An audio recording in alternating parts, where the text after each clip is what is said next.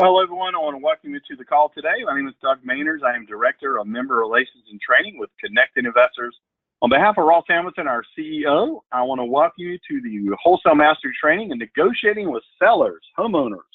So that's our training for today is how do you negotiate with a seller? And we're going to talk about some tips and tricks and things to really help you to negotiate with a homeowner.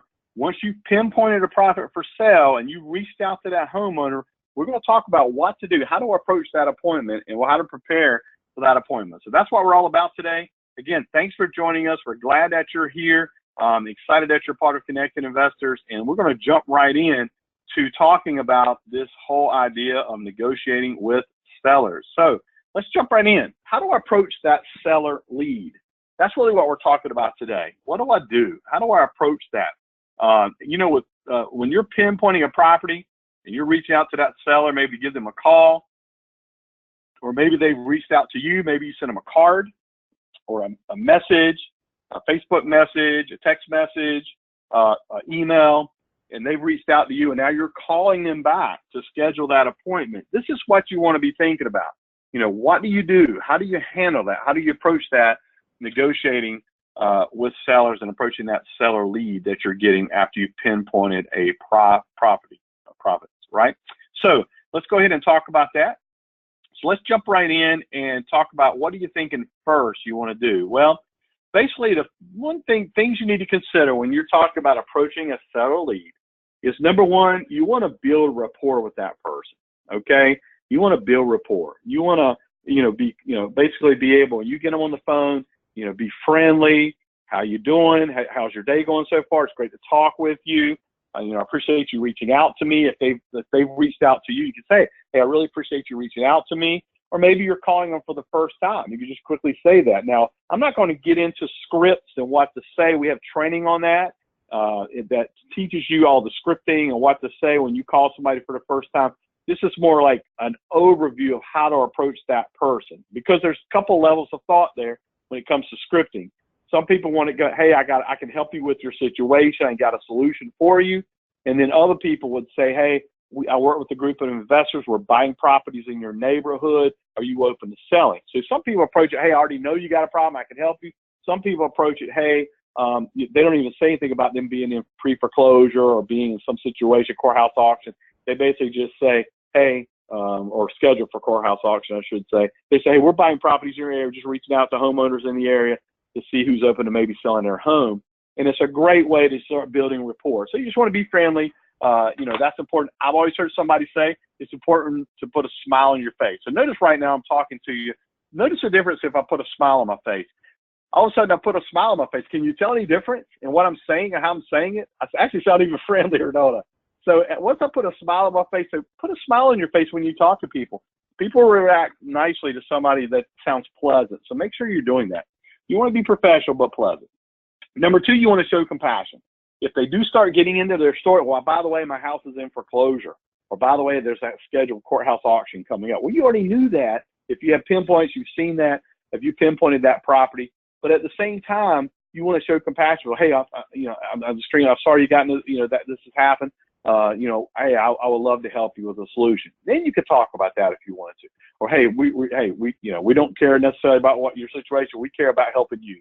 We can help you with that. We buy properties any situation, any condition, right? The other thing you want to be is real. Just be real with people. That's important. I'm not going to disclose everything to them as far as, hey, I'm going to get your property under contract, and I'm going to wholesale it to another investor, then I'm going to retail it, or don't do that, right? But you want to be real. You want to say, hey, look, I like to do, I like to help you out. We've helped many people, get their property sold quickly for whatever reason. We've helped a lot of people, and I'd love to help you do that. So you just want to be real with them. Offer to help. Hey, we can help you. Number four, it's important to say, hey, offer to help. Hey, I can help you out. I'd love to come out and speak with you. Take a look at the property. Let's go ahead and see what we get a solution for you. Get this resolved. Get this sold for you, right? And so that's important. And then number five, you want to ask the right question. Ask them. You need to ask. The right. What is their situation is. Hey, if they bring up that they're in pre-foreclosure or that comes up, you want to ask them. Hey, well, have they set a sell date down at the courthouse? Do you have a courthouse auction date? Or how soon do you need to move out? Do you have somewhere else to go? These are all important things you need to consider. And then lastly, you go ahead and set an appointment to see the property. Hey, I'd really like to come out and meet you. You're going by to see the property, but you really want to see them. You got to talk about seeing them. Hey, I'd love to come out and meet you, talk with you a little more, just find out exactly, all the details so I can help you out and go from there. So that's just, general 101, how to approach that seller lead. Okay.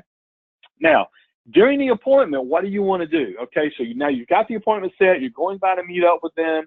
What do I do now? Well, the number one thing is you want to build a relationship.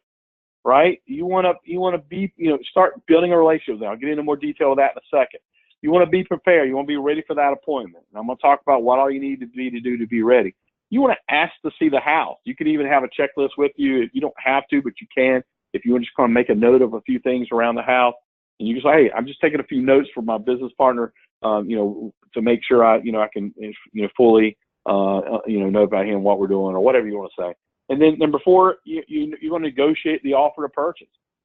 Determine what it is how much they need for the property.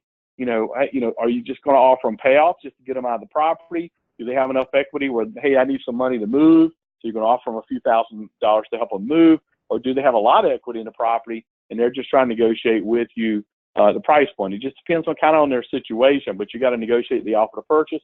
And then 5thly, it might be important to set a second appointment if needed. If you're wholesaling, you might want to have an appointment where you could get some of the potential buyer investors in there. So I like to tell them, hey, if I think if I'm not going to buy for myself, I'm going to say, hey, I've got some associates. I need to come back by. Just let them take a look at the property. They're, my business partners or whatever you want to say, right? Because you're partnering up with them to get this sold as a wholesaler. And so that's important. So let's go ahead and break this down in a little more detail and talk about that. Building a relationship. What do you want to do when you build a relationship? Well, there's some things to help you do that. And these are things that I've learned over the years when you go into an appointment to build that relationship. The first thing you want to do is look around for something where you have a common interest. Okay. So, look up, what do they have on the mantle? Do they have a trophy up there? Maybe something you can relate to. Do they have a picture of something? Do they have some artwork? Do they have some, anything you can, maybe out in the, maybe they have a car or a boat or something in the driveway, something that you can relate to. Say, hey, I've got a jet ski, or hey, I've got a snowmobile, or hey, I've got a Mustang, or I got a truck. Something that you can relate to them, being real, of course, or that trophy, because they're going to want to talk about that trophy. I can guarantee you, right? And so you want to ask them, hey, I see you're a bowler. You bowl, man. I'm not very good at it, but I love to bowl. And you talk to them about bowling. Right? Yeah, how'd you get that trophy? You must be pretty good. Or whatever it is. So just look for something around for a common interest, and build a little rapport with them right there. Build a relationship. I always like to say, take your time and talk. All right, take your time, talk to them. Don't jump around. Hey, let me see the house. I'm gonna walk. You don't want to do that. Okay, you just want to come in. Hey, talk to them about themselves. Talk to them if you know a little bit about their situation. They've disclosed some of that to you. Then you can talk to them about their situation, or you can just say, well, tell me your situation. What you got going on that brings you to want to sell your house today. But if they've already told you they're a pre-foreclosure, or they've got a courthouse auction schedule, then you might want to tell them, well, yeah, I know you're saying you got an auction. Hey, do you have the sell dates on that? Do you have your paperwork that they delivered to you? Start talking, but take your time, talk with them.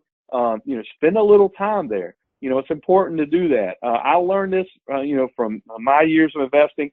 Man, people love to work with somebody. I heard an old saying one time: people don't care how much they know until they know how much you care. And I really think this is so true in this situation. They want to know that you care about them many times before they're going to go ahead. And you get the house over other investors. This is a competitive advantage. This is gold right here. You get the house over other investors because you were nice and you took time and talked to them, and you didn't treat them like a number or statistic. You were friendly and compassionate. Okay. Understand their situation. Make sure you understand exactly what they got going on. Ask, hey, do you have the paperwork? Whatever the situation, right? It is. Make sure you understand what it is they're trying to deal with, or maybe they're moving, or maybe they're in the middle of a divorce. Hey, has the house been settled in the divorce yet? That's a good question. Or they're relocating. When are you relocating? Or do you have somewhere to move? Do you know where you're moving to? These are all key questions that you want to ask them. Let them know you're here to help. I like to tell them, look, I'm here to help you. Okay, I want to help you resolve this for you. let's get this done. I'm here to let them know that sometimes people need to hear and build confidence that you're here to help them out.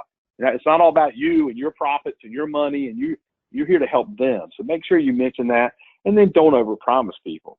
I never tell, I'm 100% sure I'm going to close this deal for you. I'm going to get this out. No, I don't ever say that. I say, look, here's what I want to do. I basically walk them through. Here's what I'm going to do. I want to take a look at the property. I got a couple associates we may want to just bring by just to kind of let them take a look. And then we're going to work towards getting this closed for you. I'll know more in the next 2 weeks. To set up a closing date. We'll be able to nail down a closing date, hopefully the next couple of weeks, and we can go ahead and get you out of here maybe in 4 weeks. But I never speak in. I basically just say don't speak in absolutes. I never do that with people, because then if it comes up and you're not able to close it, something happens and your name, that guy or that girl, right? And so you want to just tell, hey, and then that way if it does come in, come out, look, I told you I'll let you know within 2 weeks if we're going to be able to close it. Just don't like this strategy. The house needs too much work. Whatever the situation, you get the idea. So don't overpromise, or we can't do it at that price point, because you might have to go back and renegotiate the price with them. So you may have to come back and say, gosh, I know we talked about 115,000, but guys, I can't get it done for less than 100. I'd love to help you, but I can do it right now. If you can do it for 100, I got some, whatever the case may be. So just don't overpromise, if that makes sense. Okay, let's move on. Be prepared, guys. Contracts mostly completed. You have the contract, Jeannie, most likely. You can go ahead and get that contract mostly completed. You can print it out, and then you just fill in a few extra blanks if need to once you get there. So that you have the contract mostly completed. I think that's helpful. Obviously, you might not be able to put the price in there, so I always like to write the price in and have them initial and date beside the price. That was the question. They saw the price because they initialed and dated beside the price. See, that's something, a little tip. There's a tip for you. And then there's a form called an authorization to release information. It's just a simple form. You can print one offline somewhere. They have it free online. Just something that they sign off on saying you can contact their mortgage company, that type of thing. That's authorization. Make sure you have that available. Okay. And then you want to use a checklist. When you go to walk around the house, it's a good idea to use a checklist. You can just tell them, hey, I'm just going to jot down a few notes as I walk around. And you can, and I have a little checklist that reminds me to look for things. And I can check off, and we actually have this as part of your training. If you have the Fix-It training manual, the Fix-It training manual has a form in it that you can print out and use. Okay, so use the checklist, walk around, if you see some obvious repair issues or same problems, you make a few notes on that, and it keeps you from forgetting some things, right? So that's important. And then negotiating the offer to purchase. Guys, this is important. Ask yes questions, okay? If you ask them a bunch of no questions and then you want them to sign the contract, they're going to lead them up to saying no. They've said no so many times. Ask yes questions. So ask questions like, you're really eager to get this resolved, aren't you? Yes. We need to get this resolved before your sell date, don't we? Yes. You're going to be happy to go and be able to move on and get this off your back, aren't you? Yes. So I'm saying, ask yes questions, okay? And that way, when you get the contract, say, okay, I've got everything filled out. You're ready to go ahead and sign, right? Yes. Okay. And they go ahead and sign off, okay?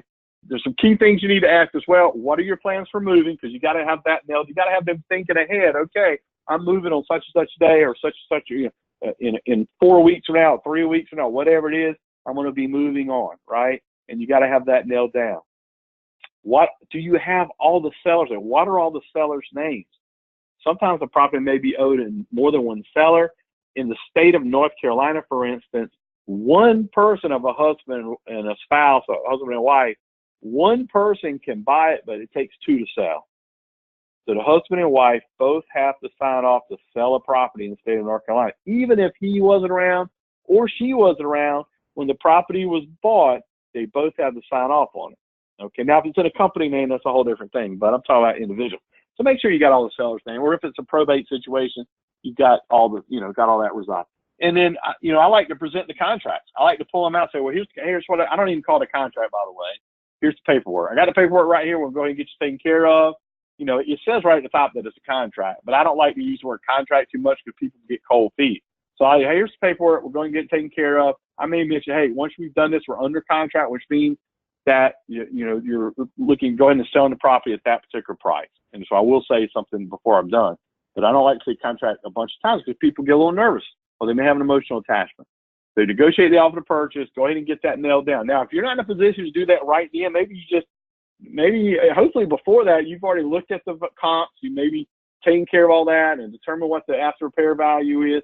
If you haven't, you might not be able to present the contract right. And you might say, look, I need to set up a time to come back and let me do a little research. I'll meet back up with you. Okay. So that's important. All right. And guys, you want to set a specific date. If you're going to do a second appointment, you want to set a specific date, usually within 24 to 48 hours. I don't want you to have somebody else a chance to get in there. So I want to go and say, hey, look, tomorrow I want to swing back by. I've got a partner, business investor, especially if you don't have it under contract. You definitely want to get back with them within a day or two. If you have it under contract, maybe not quite as much urgency, but definitely set up that time. Now, if all the sellers are not there, then you definitely want to set up a time to meet back. Hey, I want to go swing back by. I'll even chase people down at work. If they say, well, gosh, my husband, he's working, I'll say, well, how about if I just swing by there and have them sign off? I've done that before. I've swing by their place of business, had them sign off on the contract. So if you have to do that, whatever it takes, right, to get the deal done. And then you want to make sure you understand, hey, I'm going to be bringing by associate of mine with me when I come back, take another look at the house. I may even crawl under the house, just take a look, make sure everything's good. So I could bring my contractor back with me to look around. I could bring a potential buyer or investor back to look at it. Or if I really do have a partner in that deal, I can bring my partner back to look at it. But, definitely that second appointment can be important to help you nail that sale down. Okay? Very, very important. Okay, guys. Well, that's basically in a nutshell what we're talking about when we're talking about being able to reach out to these potential sellers.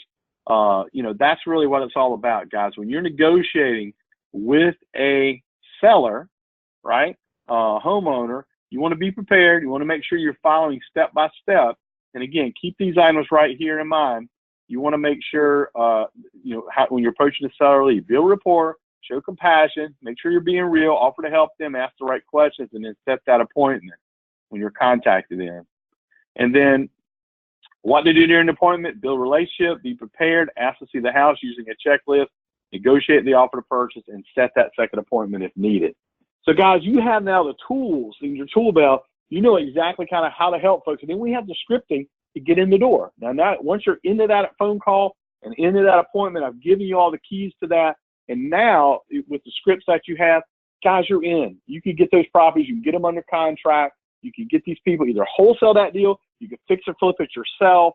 Whatever your exit strategy is, buy and hold, put our tenant in there once they move out. You've got the tools. You've got the training to get that done. So take this and put it into practice, guys. I think you'll absolutely love it. So this actually will be available on a recording. I'll have it available. If you'd like to have a copy of the recording, I'll be glad to send it out to you for those on the call today.